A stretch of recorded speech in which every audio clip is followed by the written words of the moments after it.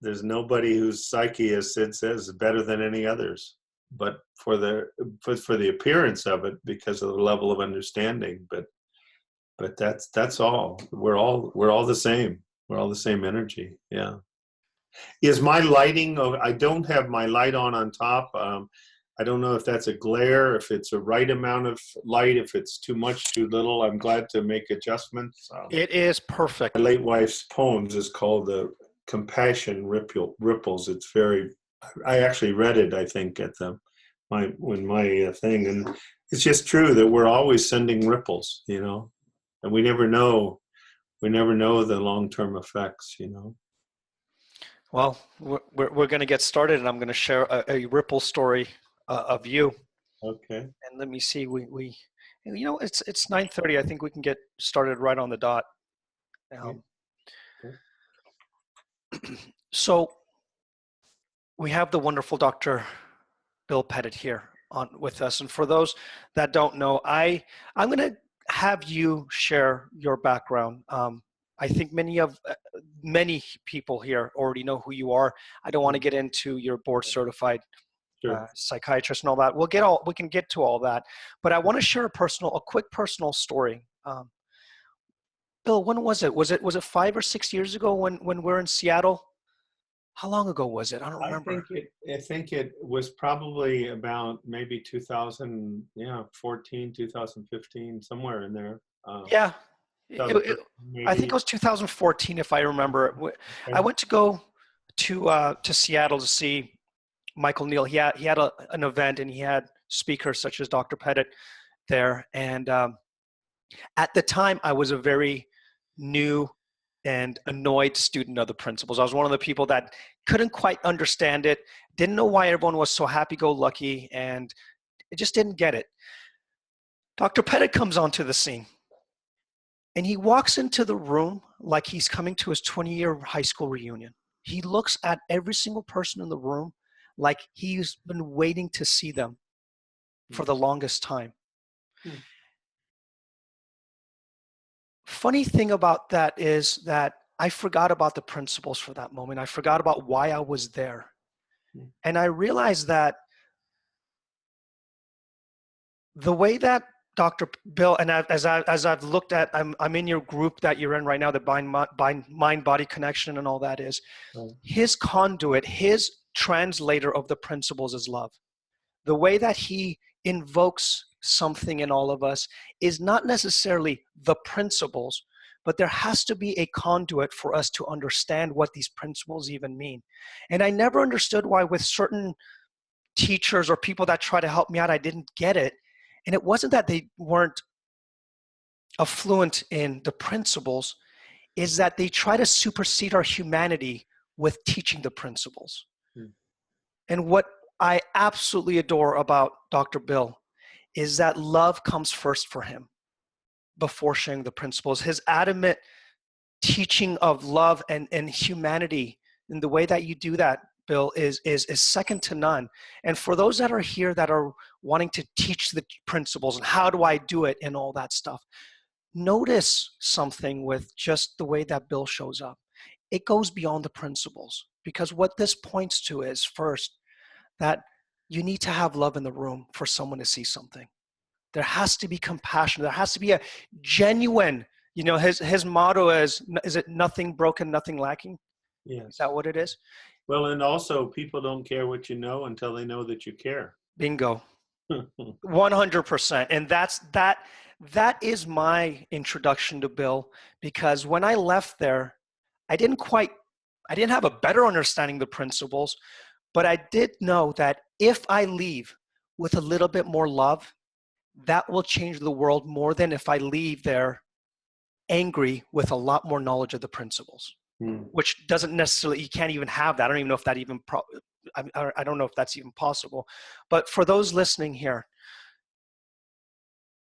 I want you to listen to this conversation not from, okay, am I going to be a better principles practitioner? Is this going to make me, go out there and be able to share this in a better way?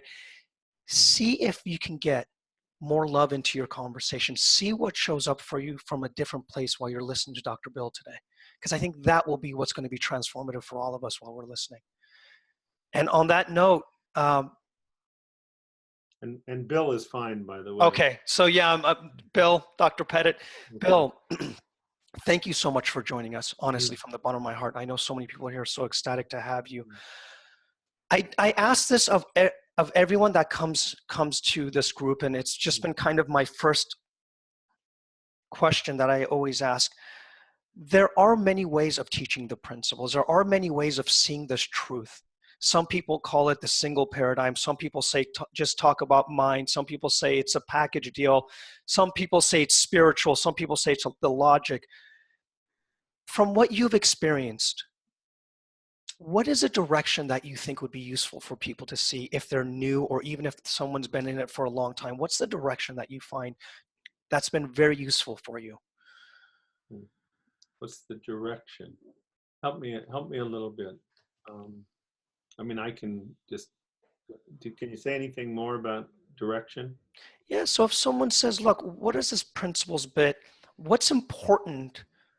What's an important bit to look into when trying to learn more or get a deeper understanding of the principles? Is it looking at the spiritual nature? Is it looking at the logic? Is it? Okay. Oh, go ahead. I'm sorry. I didn't mean to interrupt. Yeah. No. That, you know, what's the direction that's been extremely useful for you in your journey? Yeah. You know, it's certainly evolved for me, Amir. But I really do see, you talked about love and understanding. You know, Sid would say that what people call God is that whatever that formless intelligent energy that was there before there was any matter. And even the top physicists in the world came together in France a few years ago for the second time for 6 weeks and made a declaration that there was a time in the universe that there was no matter. There was a formless energy. And that's what he's calling universal mind. You know, that's what he's calling universal mind before universal thought activated that, and we have creation, which the people that won the Nobel Prize a few years ago from 2 different labs have shown that creation is actually accelerating. To me, that's wild. My little pea brain goes, where the hell, or where the blank is it going, right? But it's going faster and faster and faster. And consciousness, we wouldn't be having this conversation if there wasn't a universal consciousness that we get to take part in, so that we're conscious and aware and able to communicate with each other as best as we can.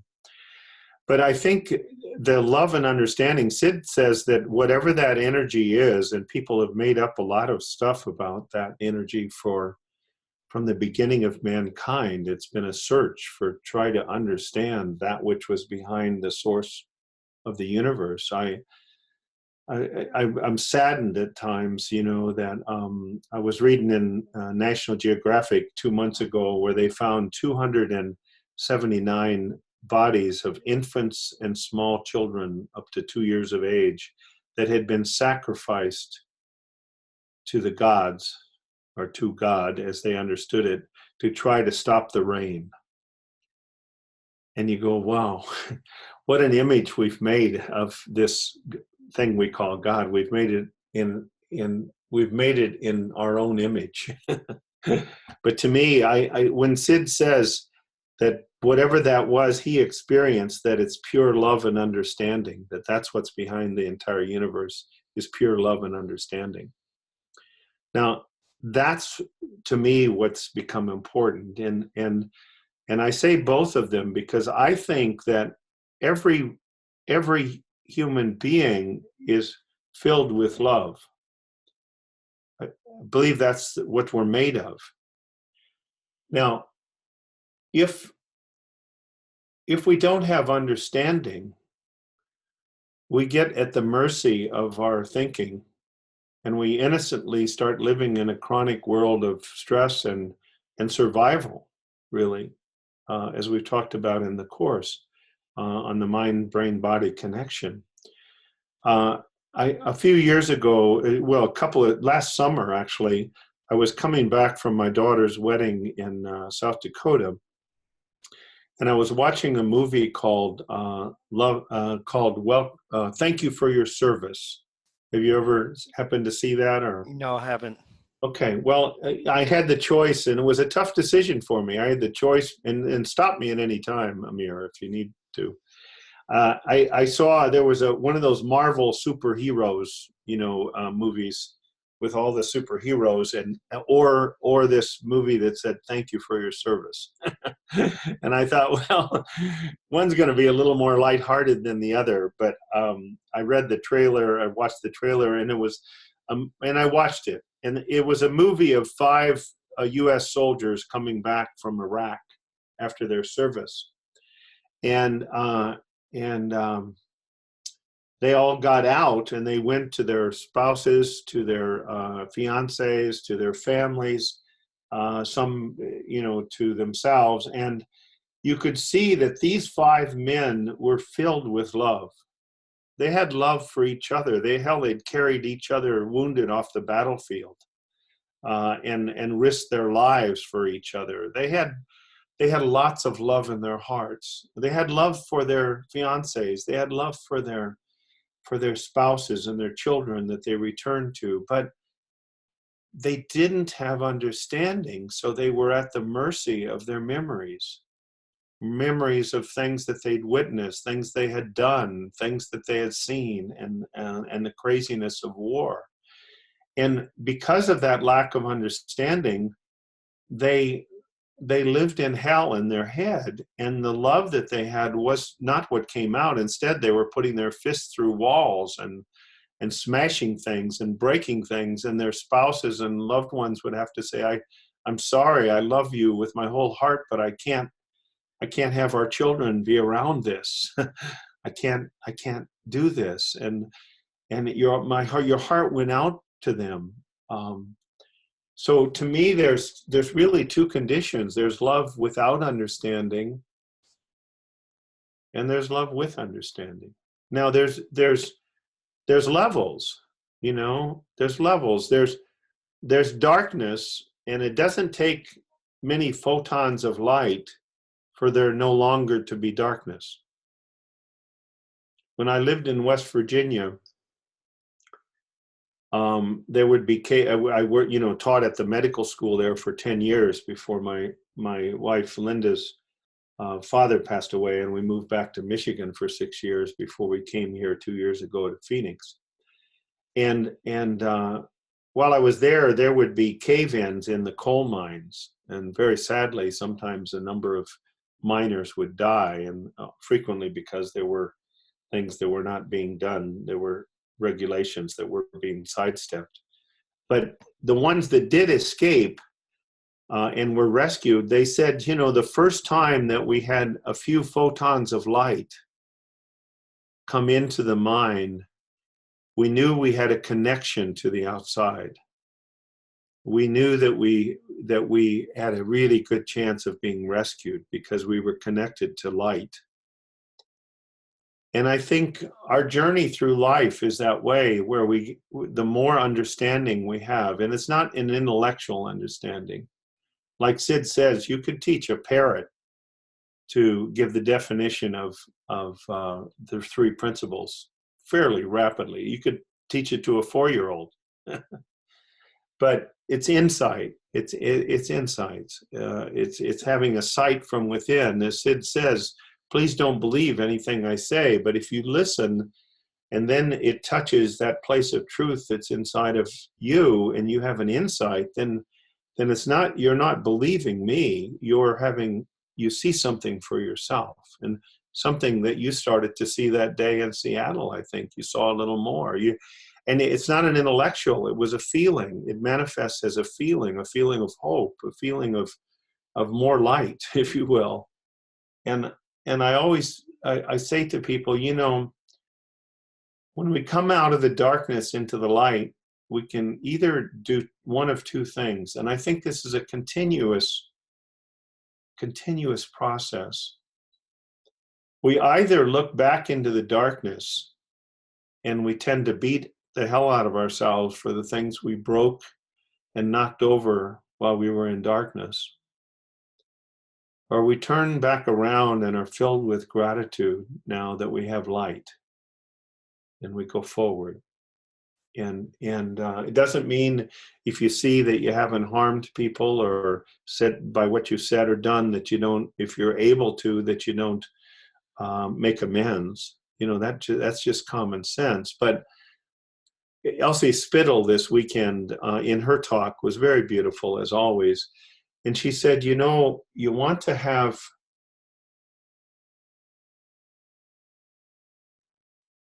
be able to take responsibility without burden. You want to be able to take responsibility that you are the creator of your experience every moment of your life via thought, via the gifts of mind, thought, and consciousness. I'm creating my experience. And the more you understand, the more you see that, but you don't have to blame yourself that you didn't see it before, because we see what we see when we see it. You know, I don't know about you, but people say, well, wait a minute, reality is, well, that's true. Reality is reality. But I don't know if you've ever done this, but I have barely come within an eyelash of being killed in a motor vehicle more than once. And more than once, it was me that almost, I looked to my left, but in my head, I was thinking about something, my kids, my wife, finances, God knows what. And I looked, but I did not see the car that was coming. And I pulled out. And that car did not have reality in my experience until I heard the screeching of the brakes and the horn and saw the fist being raised, or a single figure digit saying hello to me, and then it became reality. It didn't exist until that moment in time. And to me, as I realized that in 1983, that when I sat and listened to Sydney Banks, and here I was a psychiatrist with 26 and a half years of education and 800 lectures on mental illness, but not one on mental health. And I myself, as you know, had been going in and out of clinical depression for 21 years and had sought help from 6 different psychiatrists. And they were nice people. They were not bad people. They just didn't have the understanding that Mr. Sydney Banks had that could point me to an awakened hope in me. First, to see that I was indeed the one that had been causing my depression for 21 years by innocently, underlined 100 times, innocently misusing this power and gift of thought. That I figuratively had been doing this to myself 6 to 9 hours a day, and then wondered at the end of the day why I had another headache, not realizing that I'd been the source. So let me stop for a moment. Bill, while I was listening to you, you did mention that movie and them coming back from war, and their memories taking over the love, so to speak. Now, I do, and correct me if I'm wrong, you had mentioned, which is unlike a lot of other people in our community, that it's not necessarily a bad thing to go in the past. Is there, or did I hear you wrong? Because I hear in our group, oh, you don't ever talk about the past. You don't need to talk about the past. But yeah, I don't know if I had heard you. I heard that glimpse, and then my brain went somewhere else. But what did you have anything to say about our past, and if there's any utility or usefulness of going back there? Absolutely. You know, and this is my take on it, and I, you know, people give different. When I used to talk, what I remember Sid, and he mentored me for 26 years. He said, if you listen deeply to people, if you really listen to people, even if as they talk about their past, you will see where the lock is and you'll see where to put the key. Brilliant. And rather than some shotgun approach, which when I first learned this, let me tell you about these three principles. Mind is this, and thought is this. But I tell you who is a tremendous teacher in this regard, and it's my wife, Linda. She's an incredibly beautiful listener. She listens very profoundly. And in answer to your question, it's a difference between being willing to listen to somebody's story if they feel that it's important for them to tell it.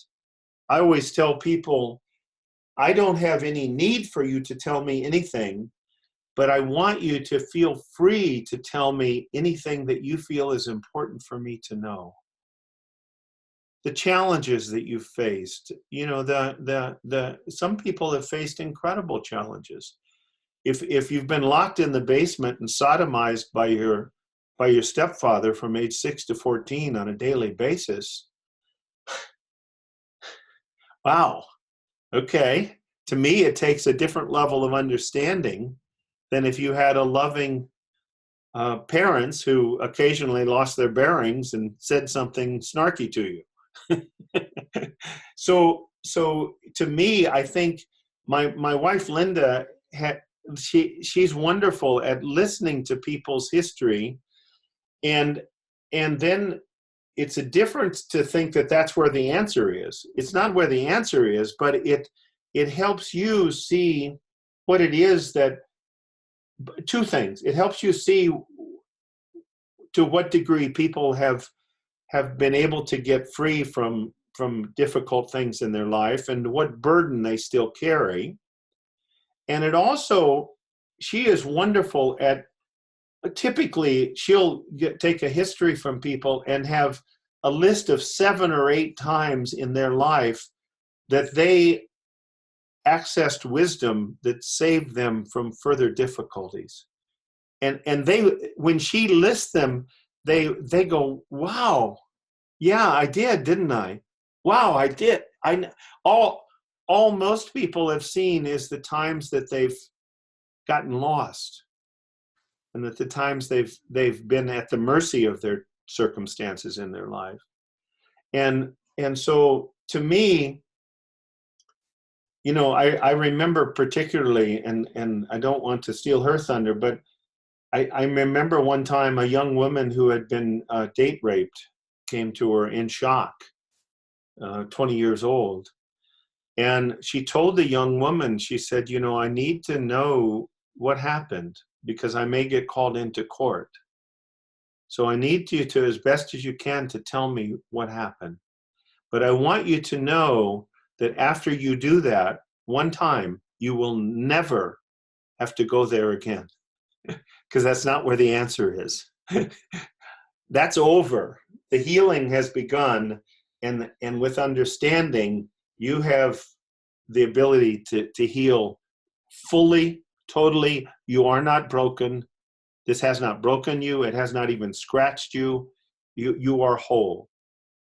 But I need to know that in case I have to testify or something, in court case, if you press charges or whatever.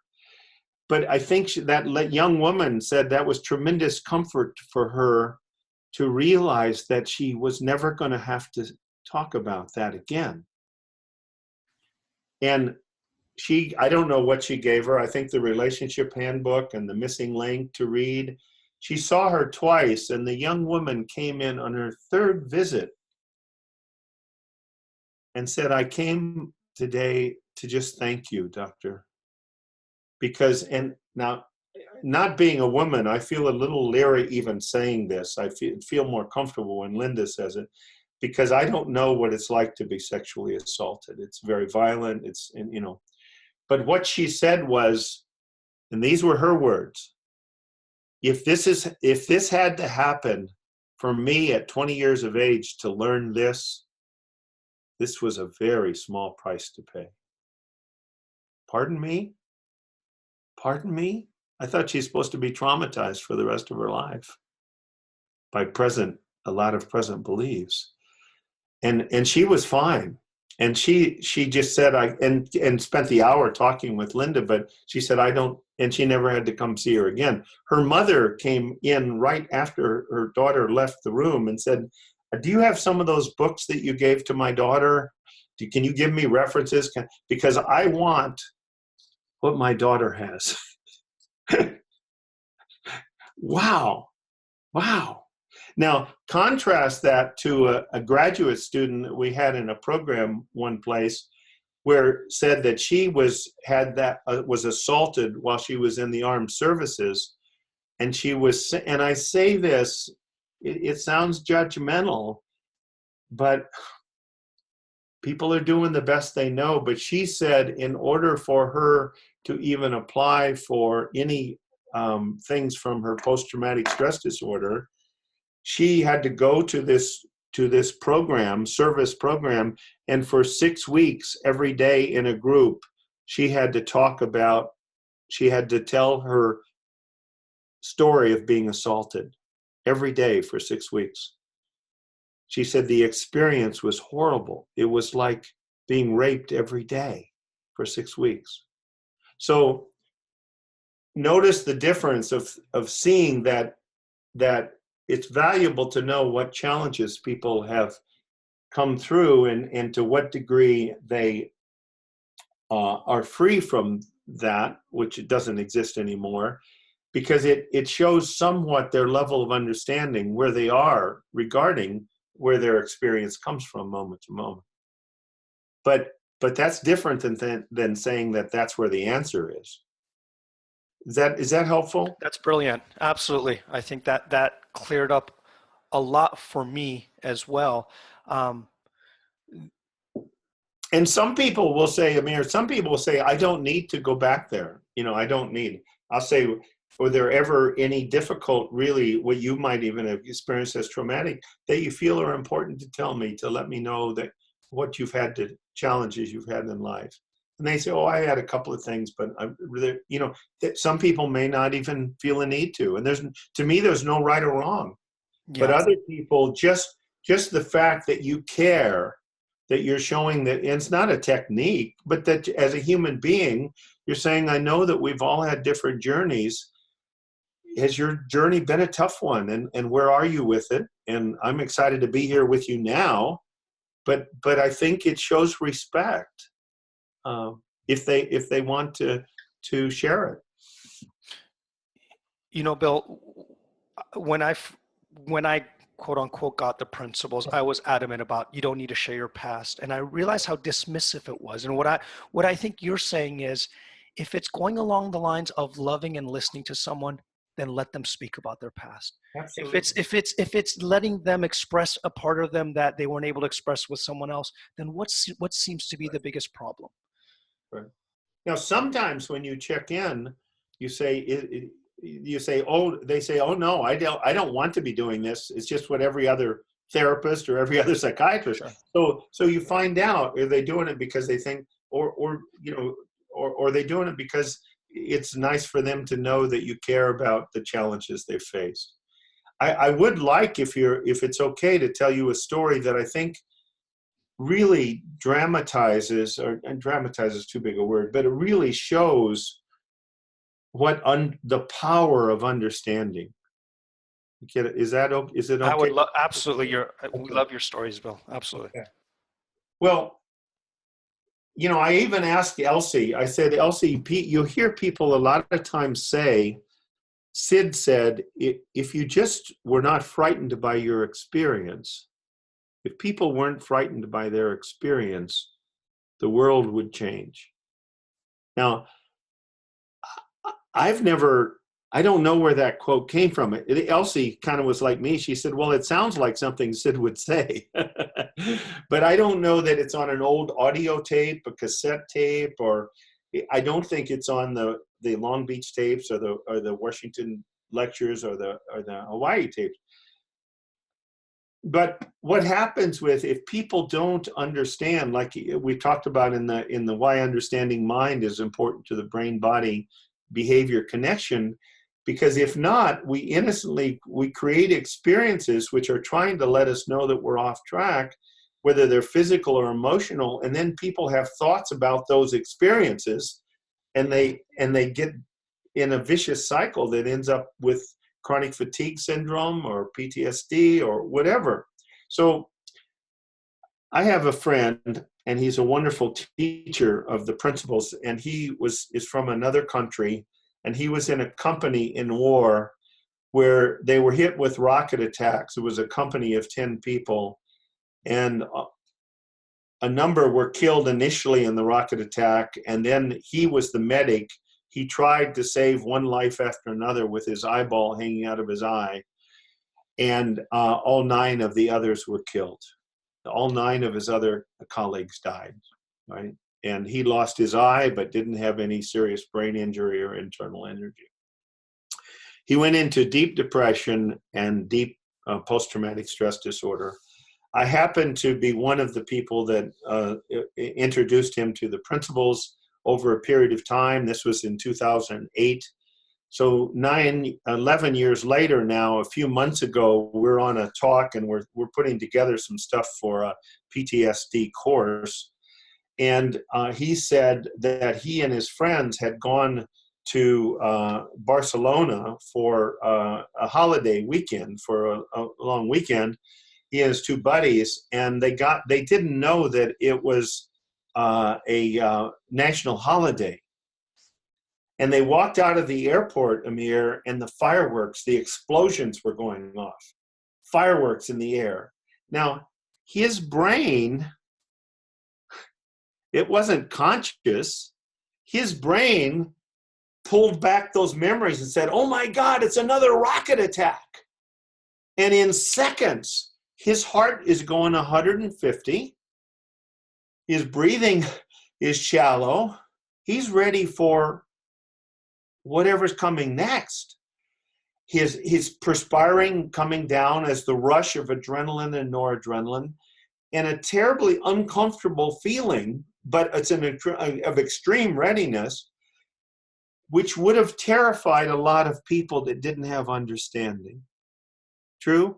They Yes. would have gotten frightened by it. They would have gone to their intellect to try to figure out what to do, how to change your thinking, stop this, do something. And they would have probably ended up curled up in the fetal position, mumbling something about they're all dead. They're all dead. I couldn't save one. They're all dead, as they carried him to a Barcelona ER and to a mental health unit. True? Absolutely. Instead, because he carries with him understanding of where his experience comes from, and that he is divine energy in disguise. He's that universal energy, whatever that was before form, that literally everything is made of. But as human beings, unlike this chair or this desk or this table, we can be a spectator besides being a participant. We can know that that's what we're made of. Because he knows he's divine energy in a disguise, because he knows that every experience he has is thought created. He knew that he was in a thought created experience. He said, I just went to the curb. I sat down immediately, and I just stayed as quiet as I could. I didn't try to do anything. I knew I was in a thought created experience that at most, if I didn't fight it, would be over in 4 to 5 minutes. I knew that. And as a result, he said, 5 minutes later, Bill, my heart was normal. My breathing was normal. I was no longer perspiring, and I felt a deep calm inside.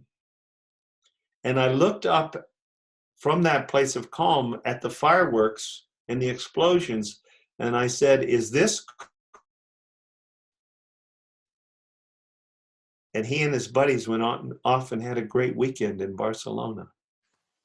They did not have to take the next plane. He did not have to take the next plane back home because of the fireworks. To me, that's a powerful example of love plus understanding, the difference. If he wouldn't have had the understanding, it wouldn't have meant that there was any less love inside of him. It would have just meant that it was being shrouded over by all his frightening experience of his thoughts and the experience created via the thoughts. Is that helpful? Absolutely. And we have, while you were speaking, Dave Hill just Yeah. wrote, it was the coolest insight to hear firsthand, Bill. It was Yes. really helps the veterans we're doing the recordings for. Yeah.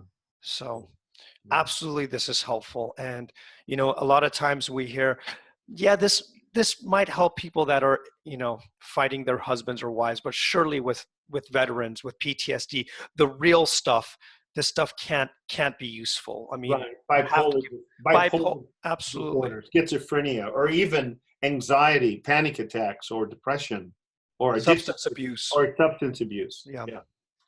So this just, and what I think this points to is this is beyond our psychology. Something happens to us that we see beyond our psychology that gives rise for us to see something that typically from that point of view of this is who I am. I'm a war veteran with PTSD. Here I go again. I'm freaking out. I have no other choice. I have to be hospitalized.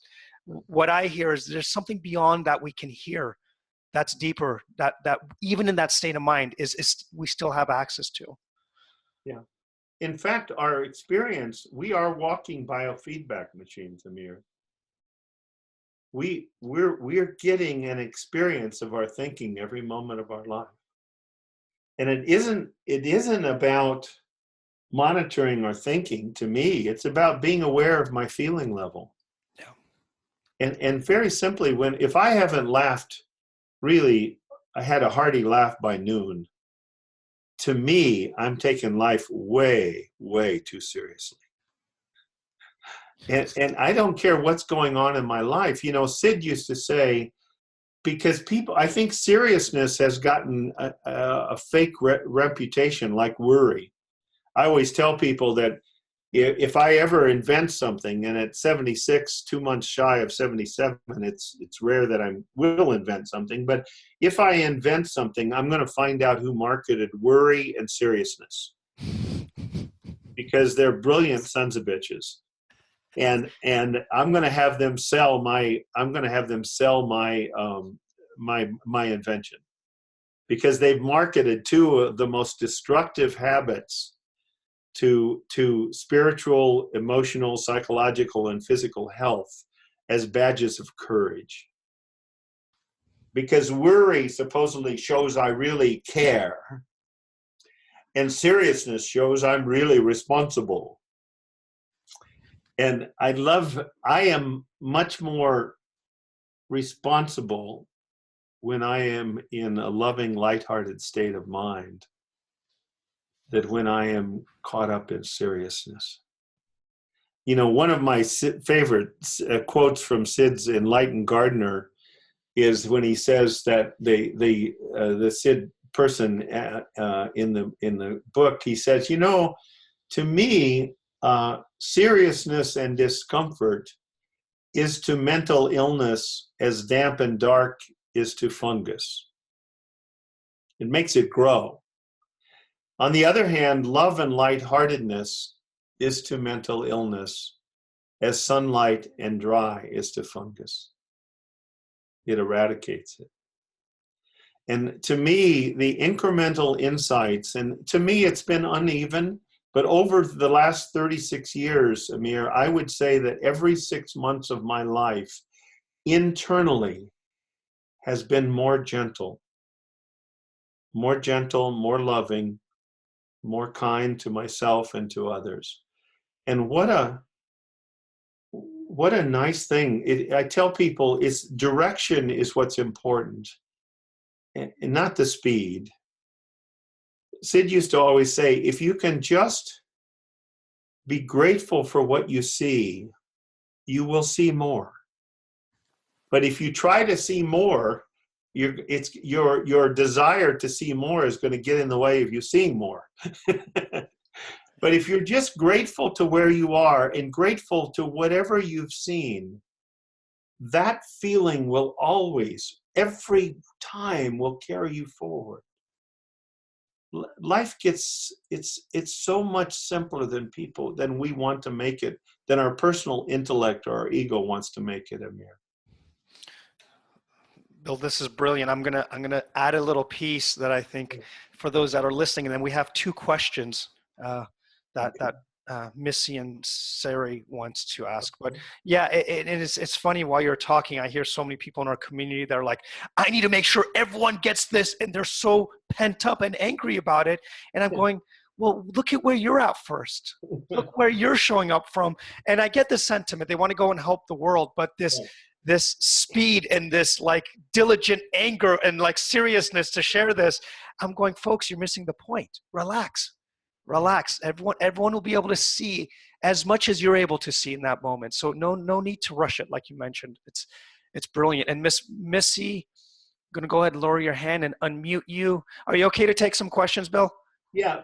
Can I make one point about what you just said? Of course. You know, I tell you what brings to mind, Amir. The child says to the parent, I'm sorry, I can't, I'm having trouble hearing what you're saying because the way you are speaks so loudly. Oh, Well, I have trouble hearing what you're saying because the way you are speaks so loudly. And I'll say again, I have a good friend. He's an Orthodox Jewish man, and his mother was a tremendous worrier. And he would kind of, but he saw with judgment, he'd say, Mom, it's not good to worry. Stop worrying. And he'd try to kind of shove the principles down her throat, And then one day he said he was with her, and he saw her worrying, and he saw the toll that it was taking on her. And he saw her through eyes of total unconditional love. That his heart was filled with love for his mother. And from that place of unconditional love, he said something to her about, Mom, I wish you could, who knows, he said they may have been the same words that I'd said 20 times before about wishing that she could find a way not to take her worrisome thoughts so seriously, that wasn't where the answer was. But he didn't know it, but 2 weeks later he was in touch with his mom, and he says, how you doing? She says, oh, I'm great. I've been doing this, I've been doing that, I've got energy again. And he's going, Mom, what is it? And she says, well, I think I stopped worrying. He said, well, how did you do that? He said, well, she said, I don't know. It was something that you said 2 weeks ago. And there's a wonderful Hebrew saying that I love, and you've probably heard it. It said, the words that are spoken directly from the heart reach the heart. And I think also words that are spoken directly from truth often reach the truth in other people. And that's why I've had not every time, and I don't know, it's a mystery, but I have had the experience more than once, if you've listened to my podcast, which I know you have some of them, that somebody in a full-blown psychotic state, that I have seen that they're perfectly mentally healthy, they just don't they don't know that later that stopped them cold, and they came out of their psychosis. Because words that are, and one young woman who was in a full-blown manic episode, awake for 40 hours, heavily medicated, in a full-blown manic episode, her 5th psychotic admission in 7 months to the hospital. And I said that to her, you are perfectly mentally healthy, you just don't know it. And 6 months later, I presented her at Grand Rounds at West Virginia University's Department of Psychiatry, where it was. And she sat beside me, and she was now in a nursing program, getting her nursing degree and doing wonderfully, and on a teeny bit of medicine. And one of the psychiatric residents said, what did you think when doctor, and she told how she used to have panic attacks besides her bipolar and her depression and her psychosis. he said, what did you think when Dr. Pettit told you when you're speaking gibberish, you couldn't even communicate. Gibberish would come out of her mouth. She said, you're fully psychotic. You've been awake for 40 hours. You're heavily medicated. And Dr. Pettit tells you you're perfectly mentally healthy. What did you think when he said that? Have you heard this quote before from my talks, Amir? Yeah. Yeah. And she said, well, the first thought I had was, oh my God, they've given me a psychiatrist who's crazier than I am. Yeah. Right? But then she said another thought right after that. That thought came from her intellect. Which is pretty amazing, really, that in her full-blown psychotic state, she realized what I just said would be seen as crazy in the field. But she said that another thought came to her right after that. And she said, I knew that what he had just said was absolutely true. So there's a place of health and well-being and truth that cannot be damaged, it cannot be broken, it cannot be even scratched. So I'm glad to take the question, but I just wanted to make that point. No, that's... Yeah. All right. Well, Missy, if you want to get on. And hello, Missy. Unmute. There we go. So, Bill, I got into this understanding after listening to your podcast interview on Get Clarity, on schizophrenia, stress, and depression. I think like 15 times. I couldn't stop listening to it.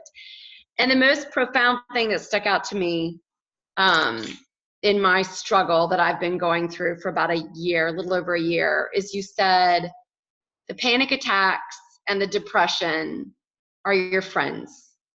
They're your rumble strips on the highway. They're there to wake you up that you're misusing your power of thought. And that was huge to me because I thought my anxiety attacks and my depression were just what my psychologist said, anxiety attacks and depression, and just take medicine and work through it, and maybe you'll cope through life and do the best you can. And the other thing that really caught my attention on that, and one of the reasons I listened to it probably 15 or 20 times, was you mentioned the physical manifestations, which is what my anxiety morphed into, was these profound physical manifestations. So my question is, I've had so many beautiful insights, and I really do see, like now when I get into those panics or those really low moments, I truly do know it's a wake-up call. It's universe, God going, hey, you're really misusing the power of thought. Here's where I'm stuck, and I'm just curious, and I know the content doesn't matter. It could apply to anybody's fear or anxiety or depression.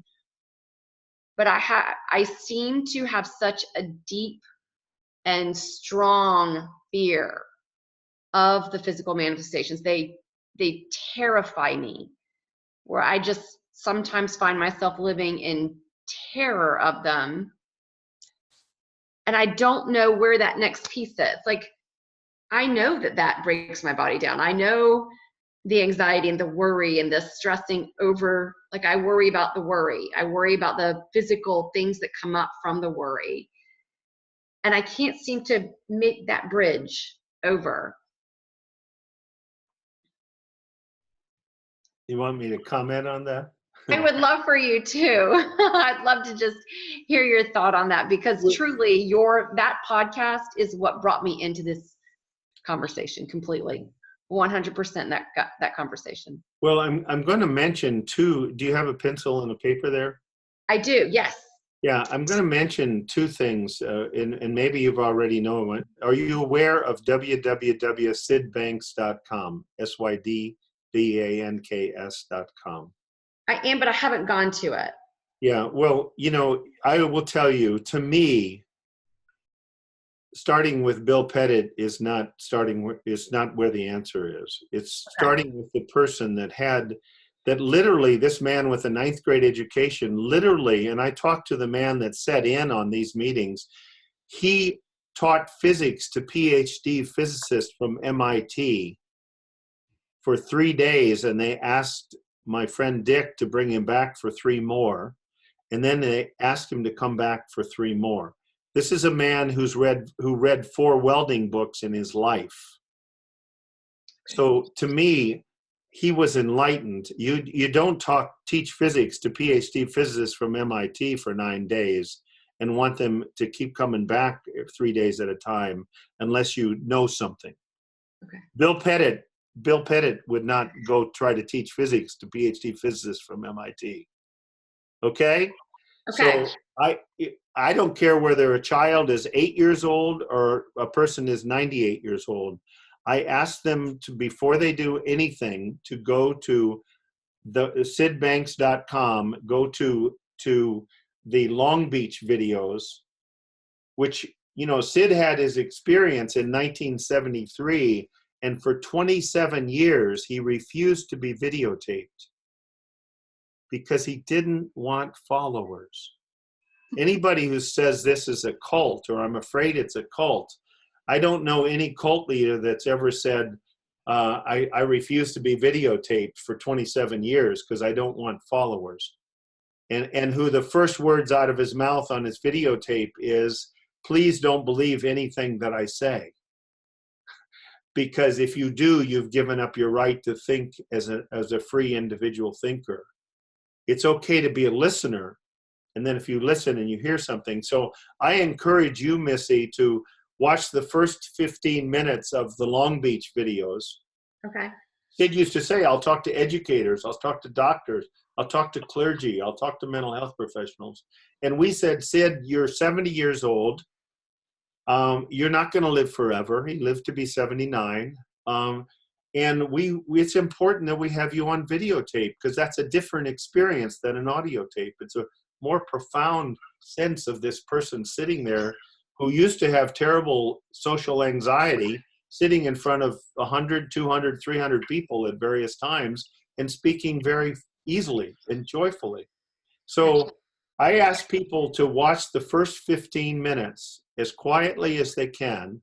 They're in 15-minute segments. There's just the first 3 are Long Beach videos are like 30 minutes. The last one's 44 minutes. It's a edited down version of a 3-day program that he did, 90 minutes in the morning or 75 to 90 minutes morning and afternoon. So watch the first 15 minutes of each one? Well, no, I say watch the first 15 minutes. And if you're not moved to want to watch more, then don't watch it. Okay. But if you are, 98 point, I'll round it off, 98.27431 of the people I'm just making that up, that watch that first 15 minutes, I don't care whether they're 8 years old or they're 98 years old, 98% of the people in my experience get hungry because they don't know what the hell, oftentimes they say, I don't know what he's saying, but I know it's true. And they start realizing he's not talking to their intellect. He's talking to their soul. Right. So as you start to have a deeper understanding of the principles are much more than seeing that you're feeling, you're thinking. If your spouse dies suddenly in a car crash or your only 2 children are killed by a drunk driver, you need more than I'm feeling, my thinking. Mm-hmm. You need something deeper and more profound. Because life is a contact sport. We all know how it ends, but we either die joyfully and lightheartedly or righteously miserably. And I never met anybody that wants to die righteously miserably or sadly miserably. So I encourage you to know that, to me, anytime I'm feeling emotional pain, it's just a sign that I've come up. Sid would say there's an infinite number of doors of understanding these principles. Last time I looked at my math book, infinite is a really, really big number. Yeah. Am I making sense? I mean, so what I'm saying is anytime I experience emotional pain, I know who's causing it. I know it's me. And it's time for me to to leave my thinking alone and get in my life as best as I can. And because I am divine energy and the wisdom that comes with it, that grows babies out of a sperm and an egg coming together. My wife's only, her late husband and her only daughter had the second baby yesterday morning at 5:59. And we went into the hospital, this little baby is 14 hours old, and he had been quiet. I was holding him, and he squeaked. Squeaked. You know how little, I mean, he's 14 hours old. And so I squeaked back at him. As best as I could squeak, and he squeaked back at me. And I squeaked again, and this went on for 10 minutes. He's squeaking to me. Well, that to me is that universal energy that he's made of, is doing his best to communicate with me at 14 hours. If we know that that's what we are, there is no fear. There's nothing to be afraid of. Here or later, there's nothing to be afraid of. That's what I hope for. I know I've jabbered, but I would go to that. The other thing is, I don't know if you know that on our website, thedrspettit.com, DRSPettit.com, and on the realchange.info, there are 14 podcasts that I researched 3 to 10 hours, each one of them. Okay. And the first one is called One Cause, One Cure. The next ones are Stories of Hope, Anxiety Disorders, Stories of Hope, Depressive Disorders, Stories of Hope, Bipolar Disorders, Stories of Hope, Schizophrenia and Psychotic Disorders, Stories of Hope, PTSD, Stories of Hope, Addictive Disorders. From my 36 years experience of seeing people with every diagnostic label you could imagine, find a deep level of peace and well-being, because it's always there. So, okay, and that's the Doctor's Pettit? It's on the drspettit.com or under resources. And it's also, it's done originally for a place in the United Kingdom called realchange.info.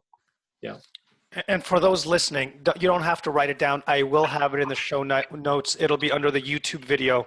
So I will have both your website and is it the one that Elizabeth was interviewing you? Yes. Yeah, that was brilliant. Every single one of them. 14, yeah. Yep. Yeah. Absolutely brilliant. So you're on a journey, Missy, and you're going in the right direction, and you are fine, and you're gonna start to realize that more and more. Nothing to fear. Nothing to fear. Thank you. Yeah. Thank you. We have 4 minutes left. I know Sari had a question. I'm not sure we're going to get. We can probably get a quick minute, but I did want to mention before we do close this an amazing talk, which I'm not surprised about, is you are doing. I'm in your program, the Mind Body Brain program, and it's unlike anything I've seen in our community. It's just tying it back into what it does to our body, how it affects the nervous system, the autonomic system. It's just been absolutely brilliant, and I've learned so much. But I know, I believe you are doing a healer's clinic too. Can you tell us some of the things you're doing? And you also mention your website, which I will point them to. But what are you planning on doing? Well, I'm going to be doing the Understanding Mind, why it's vital to releasing health in spirit, brain, body, and behavior. I'm going to be doing that again starting in September 10th for 6 weeks. We're doing the Healer's Clinic. I think we just filled our last slot. There may be one slot left. I'm not sure. Terry says there's one. She had emailed me and said there's one spot left in the Healer's Clinic. So it's an 11-month program with 9 people being there. And it's they can go on our website and see that. It's 11 months. It's for practitioners, and putting our Linda and my experience together to in a program. And again, the details are there, but it's an 11-month program. We're going to that starts April 24th. I think there's one place left in that right now, and so Linda, Linda has this wonderful program, Life is Spiritual Theater. That is just for women, and she limits it to, I think, 9 in each one. And I think she's in their 4th or 5th iteration, and the women that have been in that have just some of them have taken it over because it's been so powerful for them. Yeah. So yeah, and those are people that are abroad. We're doing a program in May in Copenhagen, and also in London, and also in Bergen, Norway, and then I'm going to Prague, Czechoslovakia, and be part of the first ever Bucharest, Romania 3 Principles program, June 12th and 13th. So, like Sid says, you can't stop truth. You can't stop it. It can't be. It's going to go around the world because people are hungry to have peace, to have peace of mind, and to understand what's at the source of the universe is not somebody like Zeus a person sitting up there with lightning bolts ready to strike people down. There's pure love and understanding at the source of the universe. Well, Bill, we are literally at the 10:30 mark, and we are jumping on another call. So I wanted to thank. I'm so sorry there were a couple questions that we didn't get to. If you send them to me in the people's emails, I will answer them. Perfect, and I will leave your email again on the show notes. Whenever they click on the video on YouTube, everything will be under the descriptions of the stuff that he discussed. Dr. Pettit, Mr. Bill, thank you again for your time here, and this was an absolutely incredible and just life-changing conversation, and I couldn't thank you enough. And you're getting a lot of thank yous right now, as I'm guessing. And this will be up soon in the group, folks. So if you missed some of it, or if you want to revisit it, it'll be in our group later on today. Okay. And for those that are in the other group, we'll see you guys over there. Okay. Take care. Bye, you guys. Okay. So we've got a different Zoom link, which I have, and I can come to that. Okay. Yes. Okay. See you there. Bye. I'll be there in 60 seconds. All right. If you need to take a bathroom break or whatever, feel free to. Where's the other one, Amir? In our VIP group that you are in. Come on. You're better than this. You're better than this. I got it. All right. We'll see you over there. Bye, you guys. Thank you.